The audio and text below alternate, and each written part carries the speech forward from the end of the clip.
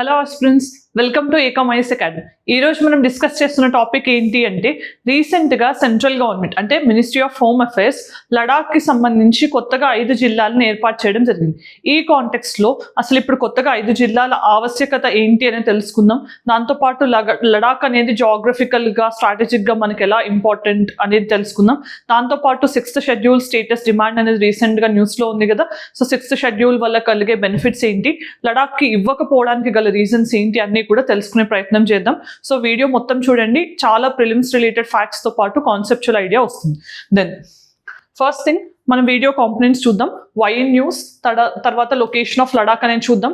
Why new districts అనేది ఎంత అవసరం అనేది తెలుసుకుందాం. దాంతోపాటు why it matters for India, ఎందుకు లడాక్ అనేది చాలా ఇంపార్టెంట్. అండ్ 6th షెడ్యూల్ ఏంటి, దాని అసోసియేటెడ్ డిమాండ్స్ ఏంటి, ఈ 6th షెడ్యూల్ డిమాండ్ అనేది లడాక్ ఎందుకు అడిగింది అంటే లడాకీస్ పీపుల్ ఎందుకు అడుగుతున్నారు, దాన్ని ఎందుకు అబ్జెక్ట్ చేశారు అనేది తెలుసుకుందాం. సో సిలబస్ పాయింట్ ఆఫ్ వ్యూలో చూస్తే ఇది polity and constitution point of వ్యూలో important. Then so TGPSC group 1 next notification కోసం ఎదురు చూస్తున్న అభ్యర్థులందరికీ ఇది ఒక మంచి శుభవార్త. సో ఏకమైఎస్ అకాడమీలో prelims cum mains foundation batch అనేది next TGPSC group 1 mains aspirants కోసం 23rd సెప్టెంబర్ నుంచి లాంచ్ చేయబడుతుంది. ఈ particular course duration 7 months, so 2 years validity అనేది ఉంటుంది. మోస్ట్ ఇంపార్టెంట్ యూనిక్ ఫీచర్ ఏంటి అంటే ఈ పర్టికులర్ కోర్సులో 1-to-1 మెంటర్షిప్ అనేది ఇవ్వడం జరుగుతుంది. ఎక్కడా లేని విధంగా మీకు పర్సనల్ గైడెన్స్ అనేది ఉంటుంది, కాన్స్టెంట్ మెంటర్షిప్ అనేది ఉంటుంది. దాంతోపాటు మీకు ఎంటైర్ కోర్స్ మెటీరియల్ అనేది క్వశ్చన్ ఆన్సర్ ఫార్మాట్లో బైలింగ్వల్ మోడ్లో online and offline and Telugu medium and English మీడియంలో ఉంటుంది. దాంతోపాటు వీక్లీ టెస్ట్ అనేవి, రివిజన్ టెస్ట్, గ్రాండ్ టెస్ట్ ఇలా అన్నీ కూడా మీకు హెల్ప్ఫుల్గా డిజైన్ చేయడం జరిగింది. దాంతోపాటు మీకు ఏ సబ్జెక్ట్ ఎవరు చెప్తారు అనేది డీటెయిల్గా ఇక్కడ డిస్ప్లే చేయడం జరిగింది. సో దీంతో పాటు September 5th నుంచి టీజీపీఎస్సీ గ్రూప్ 2 అండ్ గ్రూప్ 3 రాయాలనుకుంటున్న ఆస్పిరెంట్స్ కోసం ఒక టెస్ట్ సిరీస్ అనేది కూడా లాంచ్ చేయబడుతోంది. ఆ పర్టికులర్ టెస్ట్ సిరీస్ కానీ ఈ ప్రోగ్రామ్ గురించి ఏ డీటెయిల్స్ ఉన్నా కూడా మీరు ఈ కాంటాక్ట్ నెంబర్కి కాల్ చేయొచ్చు. రైట్. దెన్ ఇప్పుడు మనం టాపిక్ ఆఫ్ డిస్కషన్ ఏంటి, 5 న్యూ డిస్ట్రిక్ట్స్ అనే వాటిని నోటిఫై చేస్తూ మినిస్ట్రీ ఆఫ్ హోమ్ అఫైర్స్ ఒక ఆర్డర్ ఇవ్వడం జరిగింది. మరి ఆ 5 డిస్ట్రిక్ట్స్ ఏంటి అనేది చూస్తే కనుక జన్స్కర్, జాస్, షామ్, నుబ్రా అండ్ చంగ్తాంగ్. సో ఇవన్నీ కూడా కొత్తగా ఏర్పాటు అవుతున్న 5 డిస్ట్రిక్ట్స్. మరి ఇంతకు ముందు మ్యాప్ అనేది ఎలా ఉంటుంది, ఇప్పుడు ఎలా ఉంటుందని తెలుసుకునే ముందు మనకి ఏ రాష్ట్రంలో అయినా, ఇది లడాఖ్కి సంబంధించే కాదు, ఏ రాష్ట్రంలో అయినా కానీ కొత్తగా డిస్ట్రిక్ట్స్ ఏర్పాటు అవ్వాలంటే సెంట్రల్ గవర్నమెంట్లో ఏ డిపార్ట్మెంట్ ఇన్వాల్వ్ అవుతుంది అంటే ministry of home affairs. Right. So first thing ఇప్పుడు మనం అర్థం చేసుకోవాల్సింది పాత మ్యాప్ ఏంటి, ప్రెసెంట్ మ్యాప్ ఏంటి. సో మనందరికీ తెలిసి ఇదంతా కూడా ఇంతకు ముందు 1 స్టేట్గా ఉండే జమ్మూ అండ్ కాశ్మీర్. ఎప్పుడు సెప్టెంబర్ ఆల్మోస్ట్గా మనకి August 5th 2019 కంటే ముందు. బట్ తర్వాత ఏమైంది, మనం దాన్ని 2019లో రీఆర్గనైజ్ చేసాం. ఎలా రీఆర్గనైజ్ చేసాం, ఇదంతా union territory of Jammu and Kashmir, ఇదంతా లడాక్. సో లడాక్లో చూస్తే కనుక ఈ మొత్తం బ్లూ కలర్డ్ రీజన్ అంతా లడాక్ యూనియన్ టెరిటరీ మాత్రమే. సో దీంట్లో ఓన్లీ 2 డిస్ట్రిక్ట్స్ ఉన్నాయి. అంటే మీరు చూస్తే ఇదంతా కూడా లే డిస్ట్రిక్ట్ అనమాట, LEH లే. అండ్ ఇది మాత్రం మనకి కార్గిల్. సో ఈ 2 మాత్రమే ఇప్పుడు ఎగ్జిస్టింగ్ గా లడాక్ లో ఉన్న డిస్ట్రిక్ట్స్. మరి అంత బిగ్ గా ఉన్నప్పుడు ఏమవుతుంది, అడ్మినిస్ట్రేటివ్ ఛాలెంజెస్ వస్తాయి. అంటే ఇంత పెద్ద డిస్ట్రిక్ట్ ని పరిపాలించాలన్నా, వాళ్ళకి ప్రాపర్ వెల్ఫేర్ మెకానిజమ్స్ వెళ్తున్నాయా లేదా అని తెలుసుకోవాలన్నా కూడా అడ్మినిస్ట్రేటివ్ కన్వీనియన్స్ ఉండదు. ఆ రీజన్ కి ఏమైంది, ఇప్పుడు ఈ మొత్తం డిస్ట్రిక్ట్స్ ని ఎలా మోడిఫై చేశారో చూడండి. లే అనే దాన్ని ఇక్కడ మనకి నుబ్రా ఇదొక డిస్ట్రిక్ట్, షామ్ ఇదొక డిస్ట్రిక్ట్, చంగ్తాంగ్ అని ఒక డిస్ట్రిక్ట్, జన్స్కర్ అనేది ఒక డిస్ట్రిక్ట్, కార్గిల్ అనేది ఒకటి, డ్రాస్ ఒకటి. ఇట్లా ఇప్పుడు ఉన్న 2 డిస్ట్రిక్ట్స్కి తోడు 5 డిస్ట్రిక్ట్స్గా కొత్తగా దీన్ని మొత్తం మార్చడం జరిగింది. సో ఇప్పుడు ఏంటంటే అడ్మినిస్ట్రేటివ్ కన్వీనియన్స్ అనేది పెరుగుతుంది. రైట్. సో ఫస్ట్ ఇప్పుడు ఈ 5 న్యూ డిస్ట్రిక్ట్స్ అనేది తెలుసుకుందాం. దీంట్లో మనం తెలుసుకోవాల్సింది ఏంటి, లడాక్ అనేది లార్జెస్ట్ యూనియన్ టెరిటరీ అనమాట in terms of area. Largest UT in terms of area అంటే మనకి ఎన్ని యూనియన్ టెరిటరీస్ ఉన్నాయి అనేది మీకు తెలిస్తే కనుక ఆన్సర్ కామెంట్ సెక్షన్లో చెప్పండి. సో ఉన్న యూటీస్ అన్నిట్లో కూడా యూనియన్ టెరిటరీస్లో ఏరియా వైజ్ లడాక్ పెద్దది.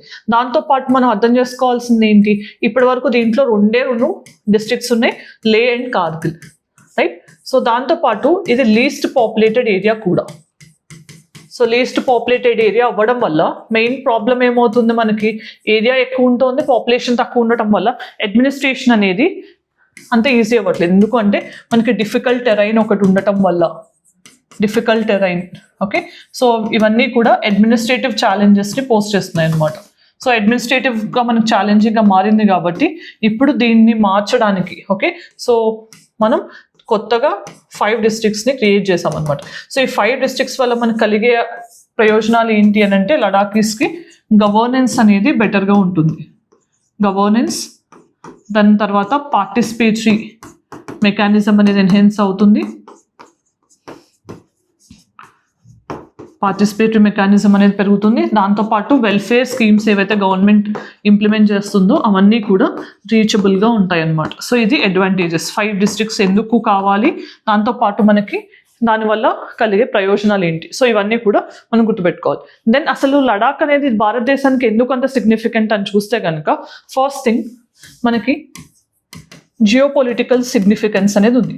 జియోపొలిటికల్ సిగ్నిఫికెన్స్ అంటే ఏంటి, సో మనకు అసలు లడాక్ అనే దాన్ని ఏమంటారంటే ల్యాండ్ ఆఫ్ పాసెస్ అని అంటారు. మౌంటైన్ పాసెస్ తెలుసు కదా మనకి, లడాక్ రీజియన్లో చాలా పాసెస్ అనేవి ఉన్నాయి. సో మరి ఈ పాసెస్ వల్ల అడ్వాంటేజ్ ఏంటి, మనకి అటువైపు సెంట్రల్ ఏషియా కానీ, ఈస్టర్న్ ఏషియా కానీ, సౌత్ ఏషియా కానీ వీటన్నిటికీ కూడా ఇది కీ రూట్గా కనిపిస్తుంది అనమాట. దానికోసం అని దీన్ని మనం జియోపొలిటికల్లీ ఇంపార్టెంట్ ఏరియా అనుకుంటాం. దాంతోపాటు స్ట్రాటజిక్ ఇంపార్టెన్స్ అనేది కూడా ఉంటుంది.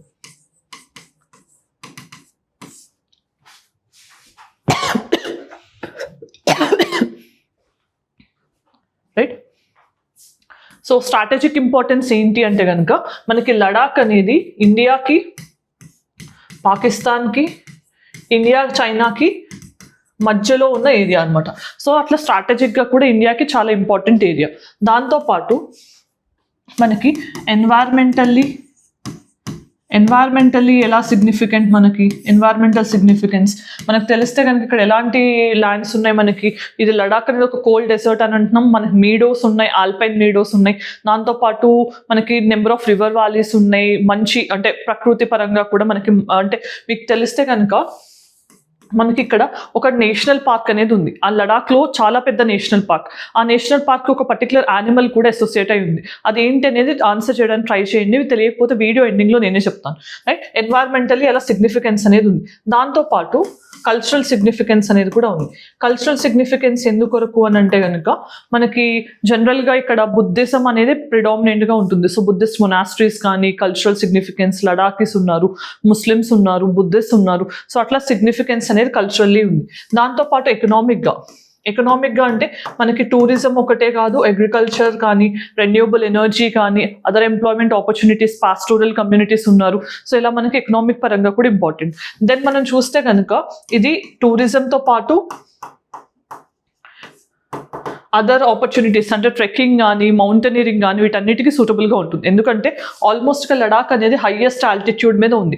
మనకి 26,000 feet వరకు కూడా ఆల్టిట్యూడ్ అనేది ఉంది ఇక్కడ. సో ఇలా ఇంత హై ఆల్టిట్యూడ్ ఉన్నప్పుడు ఏమవుతుంది, మనకి ట్రెక్కింగ్ కానీ, మౌంటైనరింగ్ కానీ ఇవన్నీ కూడా ఫీజిబుల్గా ఉంటాయి. సో వీటన్నిటి దృష్టిలో టూరిజం అనేది ఇంపార్టెంట్. అండ్ మనం టూరిజం అనేది గుర్తుపెట్టుకుంటే కనుక రీసెంట్గా మనకి జమ్మూ అండ్ కాశ్మీర్ ఎప్పుడైతే రీఆర్గనైజ్ అయిన తర్వాత లడాక్ ఏం చేసింది, వాళ్ళకి అప్పటి వరకు ఉన్న ఇన్నర్ లైన్ పర్మిట్ సిస్టమ్ అనే దాన్ని విత్డ్రా చేసింది. మరి ఇన్నర్ లైన్ పర్మిట్ సిస్టమ్ అంటే ఏంటి, ఇది ఒక దేశంలో అంటే ఫర్ ఎగ్జాంపుల్ మన ఇండియాలోనే మనం కొన్ని ఏరియాస్లోకి ఇన్నర్ లైన్ పర్మిట్ అవసరం అని చెప్పి గవర్నమెంట్ నోటిఫై చేస్తే కనుక మనం ఇండియన్స్ అయినప్పటికీ కూడా ఆ రీజియన్ని ఎంటర్ చేయాలంటే కనుక మనకి ఇన్నర్ లైన్ పర్మిట్ అనేది ఉండాలి. మరి దీన్ని ఎప్పుడు ఇనిషియేట్ చేసాం మనం అనంటే బెంగాల్ ఫ్రంటియర్ రెగ్యులేషన్ సిస్టమ్. ఇది బ్రిటిషర్స్ టైంలో ఇంట్రడ్యూస్ చేశారు. సో 1873 టైంలో దాని ఆరిజిన్స్ అనేది మనకు ఐఎల్పి అనే దానికి ఆరిజిన్ అనమాట. అంటే ఈ ఐఎల్పి అంటే ఏంటి, ఒక పర్మిట్ సిస్టమ్. ఎవరైనా ఇండియన్స్ అయినప్పటికీ, ఫారినర్స్ అయినప్పటికీ వాళ్ళు ఆ రిస్ట్రిక్టెడ్ ఏరియాస్లోకి ఎంటర్ అవ్వాలి అని అంటే కావాల్సిన పర్మిట్ని ఇన్నర్ లైన్ పర్మిట్ అని అంటాం. మరి దీనివల్ల ఏంటి, ఎందుకు అలా కల్పించాలి అని అంటే ఎవరైతే కల్చరల్ ఐడెంటిటీ మనకి ఒకవేళ అవుట్ సైడర్స్ ఎంటర్ అవ్వడం వల్ల డ్యామేజ్ జరుగుతుంది అని అనుకుంటామో అలాంటి ఏరియాస్ని ఇన్నర్ లైన్ పర్మిట్ కింద డిమార్కెట్ చేస్తారు. సో మనకి ఎప్పుడైతే కనుక రీఆర్గనైజేషన్ జరిగిందో అప్పుడు టూరిజంని పెంచడానికి ఐఎల్పి ఉంటే ఏమవుతుంది, ప్రతిసారి స్టేట్ గవర్నమెంట్ నుంచి మనం ఐఎల్పి తీసుకోవాల్సి ఉంటుంది. ఓన్లీ ట్రావెల్ పర్పస్, అక్కడ రెసిడెంట్గా ఉండటానికి పర్మిషన్స్ ఉండవు. సో అలాంటి కండిషన్స్ ఉంటాయి కాబట్టి ఐఎల్పిని విత్డ్రా చేశారు. మరి ప్రస్తుతం ఐఎల్పి అనేది ఎక్కడెక్కడ ఉంది అని అంటే అరుణాచల్ ప్రదేశ్లో ఉంది, మణిపూర్లో ఉంది, మిజోరాం, నాగాలాండ్ అండ్ లక్షద్వీప్ ఇలాంటి యూనియన్ టెరిటరీస్ అండ్ డిఫరెంట్ స్టేట్స్లో కూడా మనకు ప్రెసెంట్ ఐఎల్పి సిస్టమ్ అనేది ఉంది. దెన్ సో 6th షెడ్యూల్ అంటే ఏంటి, మనం ఇప్పటివరకు చూసాం లడాక్ అనేది ఆల్రెడీ జాగ్రఫికల్గా, జియోపొలిటికల్గా, స్ట్రాటజికల్గా చాలా ఇంపార్టెంట్, రైట్. ఎన్నో రివర్స్ కూడా దాని నుంచి ఫ్లో అవుతున్నాయి. లైక్ ఫర్ ఎగ్జాంపుల్ మనకి లే అనే డిస్ట్రిక్ట్ నుంచి ఇండస్ రివర్ ఒక్క డిస్ట్రిక్ట్ నుంచే ఫ్లో అవుతుంది ఇండియాలో, రైట్. సో ట్రిబ్యూటరీస్ కాకుండా చూస్తే మరి ఇంత ఇంపార్టెన్స్ ఉన్న దగ్గర 6th షెడ్యూల్ డిమాండ్ అనేది ఎందుకు వచ్చింది అని అంటే కనుక మనకు ఆర్టికల్ 264లో ఈ 6th షెడ్యూల్ ప్రస్తావన అనేది ఉంది. మరి దీని ప్రకారం ఏంటి, ఈ 6th షెడ్యూల్ ఏరియాస్లో అడ్మినిస్ట్రేటివ్ మెకానిజం అనేది వేరేగా ఉంటుంది. ఎలా ఉంటుంది అని అంటే మనకి అడ్మినిస్ట్రేటివ్ డిస్ట్రిక్ట్ కౌన్సిల్స్ అనేవి వేరేగా ఏర్పాటు అవుతాయి. ఈ అటానమస్ డిస్ట్రిక్ట్ కౌన్సిల్స్ అనేవి ఎలా రన్ అవుతాయి అని అంటే కనుక వీళ్ళకి లోకల్ గవర్నెన్స్ అనేది ఉంటుంది. లోకల్ పార్టిసిపేటరీ గవర్నెన్స్ అంటే జనరల్గా ఒక స్టేట్లో స్టేట్ లెజిస్లేచర్ ఉంటుంది, జ్యుడిషియరీ ఉంటుంది, ఎగ్జిక్యూటివ్ ఉంటుంది. కానీ ఈ అటానమస్ డిస్ట్రిక్ట్ కౌన్సిల్స్ అనే వాటికి legislative powers, executive power, judicial powers కూడా కలిగి ఉంటాయి. దీంట్లో ప్రతి డిస్ట్రిక్ట్ కౌన్సిల్లో 30 మెంబర్స్ ఉంటారు. ఆ 30 మెంబర్స్లో 4 మెంబర్స్ ఏమో నామినేటెడ్ మెంబర్స్ ఉంటారు అండ్ 26 మెంబర్స్ ఏమో ఎలక్టెడ్ మెంబర్స్ ఉంటారు. సో ఇలా మనకి మెకానిజం అనేది ఉంటుంది. దీనివల్ల మనం ఏం ఎన్షూర్ చేస్తున్నాం, వాళ్ళకి ఓన్ రూల్, సెల్ఫ్ రూల్తో పాటు అటానమస్ ఉండే విధంగా, దాంతోపాటు లోకల్ గవర్నెన్స్ అనేది ఉండే విధంగా చూస్తున్నాం. సో దానికోసం అని చెప్పి ఈ 6th షెడ్యూల్ ఏరియా అనేది కావాలి అని చెప్పి లడాక్ అడుగుతుంది. మరి 6th షెడ్యూల్ అనేది ప్రస్తుతం ఎవరికి ఇచ్చారు కాన్స్టిట్యూషన్ పరంగా అని అంటే కనుక 4 స్టేట్స్కి ఉంది. ఈ ఎవరెవరికి అని అంటే Assam, Meghalaya, then Tripura and Mizoram. So ఈ 4 స్టేట్స్కి మాత్రమే ఇప్పుడు 6th షెడ్యూల్ స్టేటస్ అనేది ఉంది. లడాక్ కూడా ఈ షెడ్యూల్ స్టేటస్ కావాలని ఇప్పుడు అడగటం జరిగింది. దెన్ మరి 6th షెడ్యూల్ని అడగటానికి గల రీజన్ ఏంటి అని అంటే కనుక వాళ్ళు బెటర్ రిప్రజెంటేషన్ ఉంటుంది. రిప్రజెంటేషన్ అనేది బెటర్గా, పొలిటికల్ రిప్రజెంటేషన్తో పాటు లోకల్ రిప్రజెంటేషన్ అనేది కూడా ఉంటుంది. దాంతోపాటు వాళ్ళకి అటానమస్ రూల్ ఉంటుంది, రైట్. సో దాంతోపాటు డెమోక్రటిక్ గవర్నెన్స్ అనేది ఉంటుంది. అండ్ ఇప్పుడు ఈ చూసినట్టయితే మనం లడాక్ అనేది చాలా సెన్సిటివ్ ఏరియా. సో సెన్సిటివ్ ఏరియాని అటానమస్గా డివైడ్ చేయకపోయినా, మనం దాన్ని డిక్లేర్ చేయకపోతే అవుట్ సైడర్స్ ఎంట్రీ అయిన కొద్దీ ఎకలాజికల్లీ ఫ్రెజైల్ ఏరియా ఏదైతే ఉందో అది డైల్యూట్ అయ్యే ఛాన్స్ ఉంది. Ecologically fragile area. దాంతోపాటు లడాకీస్కి ఒక యూనిక్ కల్చరల్ ఐడెంటిటీ ఉంది. ఇవన్నీ కూడా ప్రమాదంలో పడే అవకాశం ఉన్నందుకు వీళ్ళు 6th షెడ్యూల్ స్టేటస్ కావాలి అని చెప్పి అడగడం జరిగింది. ఇలా వేరు కారణాల వల్ల. మరి ఇప్పుడు 6th షెడ్యూల్ స్టేటస్ ఇస్తున్నామా అంటే హోమ్ మినిస్టర్ గారి ఆన్సర్లో ఏం చెప్పారు అని అంటే 6th షెడ్యూల్ స్టేటస్ అనేది constitution only north east states అయిన అస్సాం, మిజోరాం, మేఘాలయ అండ్ త్రిపుర, సో ఈ 4 స్టేట్స్కి మాత్రమే ఇవ్వడం జరుగుతుంది. మీకు ఒకవేళ 6th షెడ్యూల్లో పెట్టాలి అన్నా కూడా అదంత ఈజీ కాదు, ఎందుకంటే కాన్స్టిట్యూషనల్ అమెండ్మెంట్ అనేది అవసరం అవుతుంది. సో అదంత ఈజీ ప్రాసెస్ కాదు. దాంతోపాటు ఒకవేళ 6th షెడ్యూల్లో పెడితే అడ్మినిస్ట్రేటివ్ ఛాలెంజెస్ కూడా చాలా ఉంటాయి. అండ్ మేము రీసెంట్గా లోకల్ ట్రైబల్స్ ఎవరైతే షెడ్యూల్డ్ ట్రైబ్స్గా రికగ్నైజ్ అయ్యారో లడాక్ రీజియన్లో, వాళ్ళకి ఇంతకుముందు ఉన్న 10% రిజర్వేషన్ అనే దాన్ని 45% రిజర్వేషన్కి పెంచాము. సో ఇలా మేము అంటే ఇంకా వేరే రకాల వెల్ఫేర్ మెషర్స్ కానీ ఇలాంటివన్నీ తీసుకుంటున్నాం కాబట్టి ఈ 6th షెడ్యూల్ స్టేటస్ అనేది అవసరం లేదు. అది లేకపోయినా కూడా మేము అన్ని విధాలుగా అంటే ఎకనామిక్గా, సోషల్గా, పొలిటికల్గా మిమ్మల్ని ఎంపవర్ చేస్తున్నామని చెప్పారు. దాంతోపాటు ఏమైంది, రీసెంట్గా మనకి Pradhan Mantri development package or prime minister development package అనేది ఒకటి ఇచ్చారు. దాంట్లో ఇంతకుముందు జమ్మూ అండ్ కాశ్మీర్ యునైటెడ్గా ఉన్నప్పుడు ఆల్మోస్ట్గా 80,000 crore ఇచ్చారు.